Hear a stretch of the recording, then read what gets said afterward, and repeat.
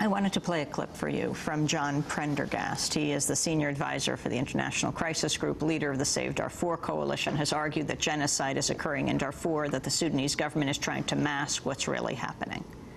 This policy of divide and conquer, which has been in place since the early part of this decade, had as its objective the creation of anarchy in Darfur. So when people take a snapshot today and see Darfur and go, my God, all these groups are fighting against each other, it seems like it's chaos, it's precisely what the government intended. Your response? We need to keep in mind, and John Prendergast needs to keep in mind, that the history of state-sponsored terrorism in that part of Africa begins with the U.S. providing a political umbrella to South Africa to create a state-sponsored terrorist movement in Mozambique, Renamo.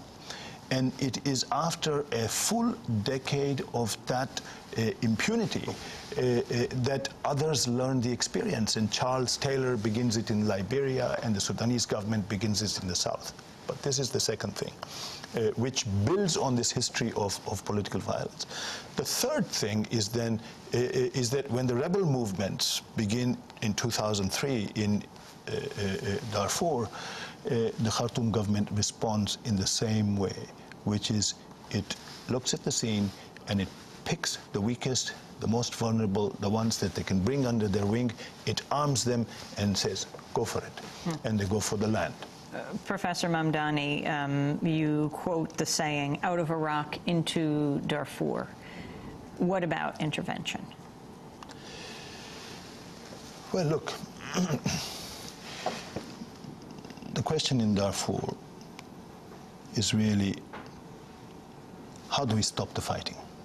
Because if we want to stop the killing of civilians, we have to stop the fighting.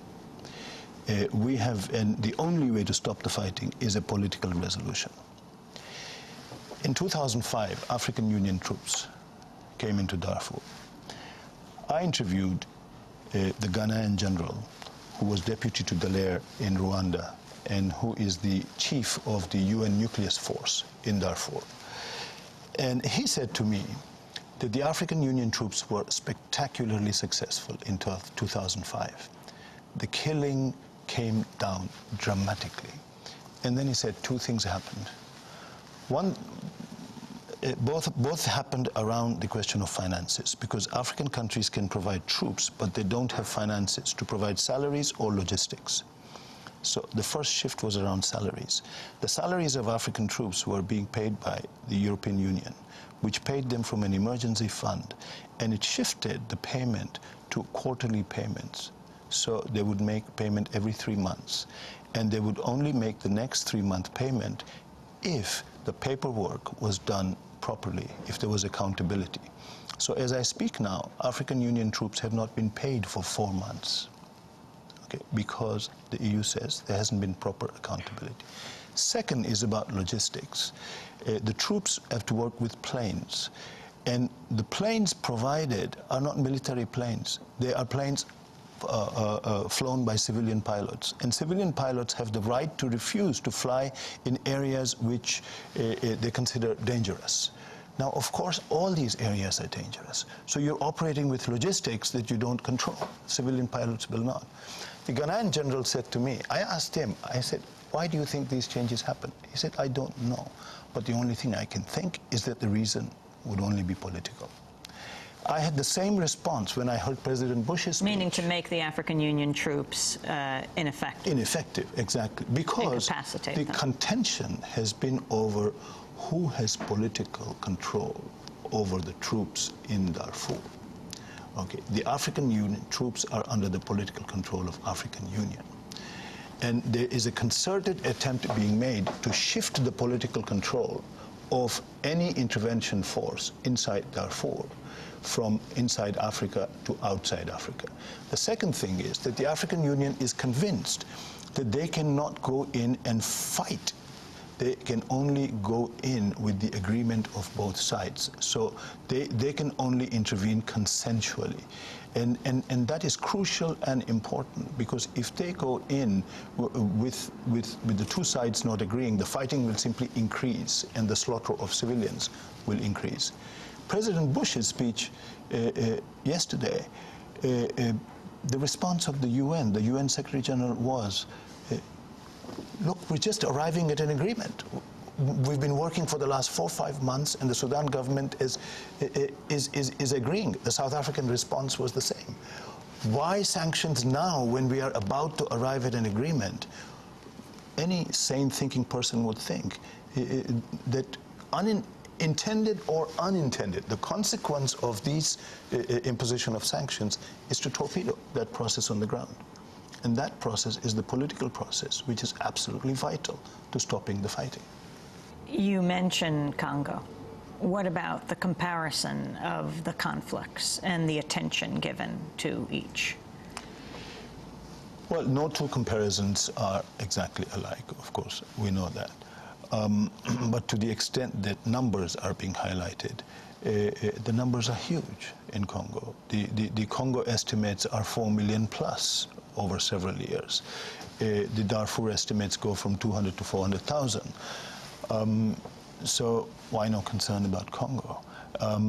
Congo involves, again, multiple causes, like Darfur. It's a huge place. But in Kivu province, where I have been, the conflict has been very Darfur-like in the sense that you've had proxies being fed from the outside, the Hema and the Lendu. You have the recruitment of child soldiers. You have 2 states in the region arming these proxies, Uganda and Rwanda, but both states are allies of the US in the region. So there's nothing said about it. The most recent example is Somalia. We can see that the civilian suffering is going up dramatically in Somalia since the Ethiopian intervention force. And we know that the Ethiopian intervention force had at least the blessings of the US, if not more than that. I'm not privy to the information. And nothing's being said about it. So one arrives back at the question, what is the politics around it? And I'm struck by the innocence of those who are part of the Save Darfur, of the foot soldiers in the Save Darfur Coalition, not the leadership, simply because this is not discussed.